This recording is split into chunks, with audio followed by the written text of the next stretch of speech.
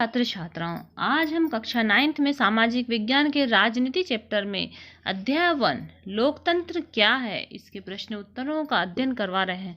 इससे पहले वाले वीडियो में हमने आपको इसका समस्त जो अध्याय है इसका विस्तार से अध्ययन करवाए थे और कुछ क्वेश्चन आंसर भी बताए थे, जो कि आपने वीडियो देख करके आपने उसे नोट भी कर लिया होगा। अब जो शेष बचे क्वेश्चन आंसर है उसके बारे में अध्ययन करवाएंगे और इससे आने वाले वीडियो में आपको संविधान के बारे में अध्याय 2 संविधान निर्माण के बारे में अध्ययन करवाएंगे। तो देखिए कि इसके क्वेश्चनों को प्राप्त करने के लिए आप इस चैनल को सब्सक्राइब करें, लाइक करें, शेयर करें, बेल आइकन दबाएं ताकि जितने भी वीडियो डाले जाए उसकी नोटिफिकेशन आप तक तुरंत पहुंच जाए। तो देखिए लोकतंत्र के 3 मूल कौन कौन से हैं। तो लोकतंत्र के 3 मूल हैं, स्वतंत्रता, समानता और न्याय। फिर अब देखिए लोकतांत्रिक सरकार का कोई उदाहरण दो। तो अलोकतांत्रिक सरकार के कोई 2 उदाहरण दीजिए। तो अलोकतांत्रिक सरकार के उदाहरण है राजतंत्र और सैनिक शासन। अब हम देखते हैं लोकतंत्र की विशेषता। हमें लोकतंत्र की आवश्यकता क्यों है।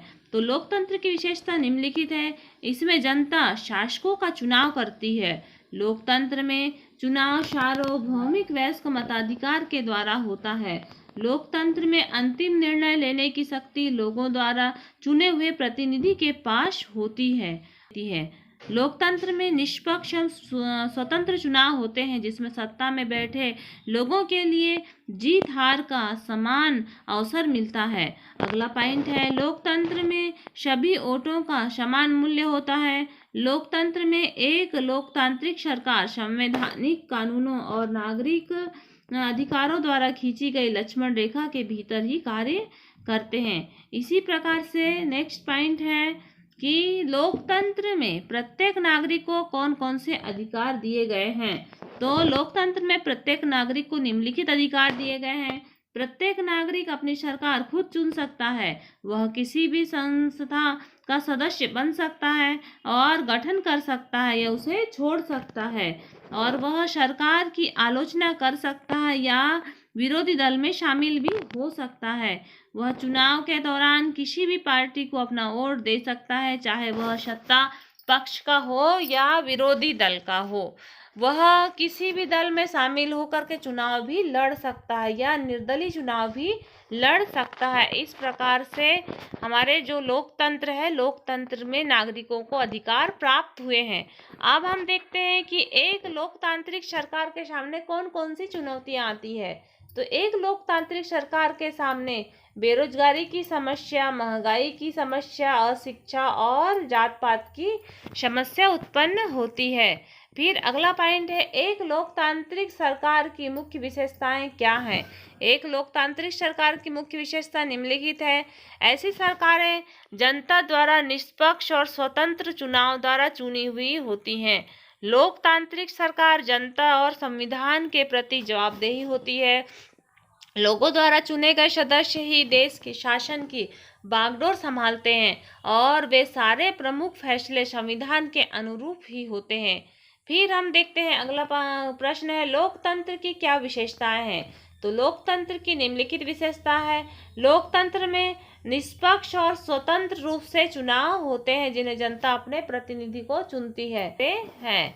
चुनाव द्वारा लोग जब चाहे मौजूद शासकों को बदल सकते हैं। इसमें सभी नागरिकों को सार्वभौमिक वयस्क मताधिकार का अधिकार होता है। इसमें सरकार कानून और संविधान के द्वारा चलाई जाती है। फिर अगला क्वेश्चन आता है लोकतांत्रिक और अलोकतांत्रिक सरकार के मध्य क्या अंतर है। तो देखिए लोकतांत्रिक सरकार कोई भी नागरिक किसी भी जाति, धर्म और सामाजिक और आर्थिक शैक्षणिक पृष्ठभूमि का हो वह किसी भी पद के लिए चुनाव लड़ सकता है, जिसका अर्थ यह है कि सभी नागरिकों को वोट देने का अधिकार प्राप्त है। देश के नागरिकों को वोट देने का अधिकार, इसमें अलोकतांत्रिक में देश के नागरिकों को वोट देने का अधिकार नहीं रहता। फिर लोकतांत्रिक में लोकतंत्र परिचर्चा पर आधारित होती है और लोकतांत्रिक सरकार में लोग अपने चर्चा करने के अधिकार का प्रयोग करते हैं। अलोकतांत्रिक सरकार तानाशाही पर आधारित होती है, शासक कहीं करते हैं वही अलोकतांत्रिक सरकार तानाशाही पर आधारित होती है। शासक वही करते हैं जो उन्हें पसंद होता है। फिर देखते हैं हम लोकतांत्रिक सरकार, इसमें स्वतंत्र और निष्पक्ष चुनाव होते हैं। चुनाव लोगों के सामने वर्तमान शासकों को बदलने का एक विकल्प और अच्छा अवसर प्राप्त होता है।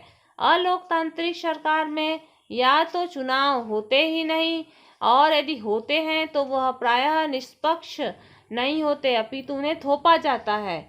इसमें अभिव्यक्ति की स्वतंत्रता होती है और लोग मौलिक अधिकार का प्रयोग करते हैं। इसमें अभिव्यक्ति की स्वतंत्रता नहीं होती और लोग मौलिक अधिकार का प्रयोग नहीं करते। इसका उदाहरण भारत है। लोकतांत्रिक का अलोकतांत्रिक का उदाहरण सऊदी अरब और जिम्बाब्वे है। लोकतांत्रिक, फिर देखते हैं हम लोकतांत्रिक सरकार का सर्वश्रेष्ठ स्वरूप है, क्योंकि शासक जनता के प्रति जवाबदेही है और उन्हें जनता की जरूरतों को पूरा करना पड़ता है। शासक जनता और उसकी जरूरतों के प्रति जवाबदेही नहीं है। फिर अगला आता है लोकतांत्रिक सरकार में लोग उनके शासकों को स्वयं चुनते हैं और उन्हें निर्णय लेने का अधिकार होता है। अलोकतांत्रिक सरकार में लोग अपने शासकों को स्वयं नहीं चुनते और उन्हें निर्णय लेने का अधिकार भी नहीं होता। अगला पॉइंट है संसद एक अलग अंग है और उसमें सेना का कोई हस्तक्षेप नहीं होता। इसमें संसद सेना के प्रमुख की सहमति के बिना सेना के बारे में कोई भी कानून पारित नहीं कर सकती। इस प्रकार से लोकतांत्रिक और अलोकतांत्रिक सरकार में हमने अंतर को जाना। आप इसके जो पॉइंट, एक दो पॉइंट छोड़ करके भी लिख सकते हैं, 5 पॉइंट तक लिख सकते हैं। अब आप इन अपने उत्तर पुस्तिका में इन्हें नोट कीजिए और अपने नोट्स तैयार कीजिए और अपना अध्ययन जारी रखिए।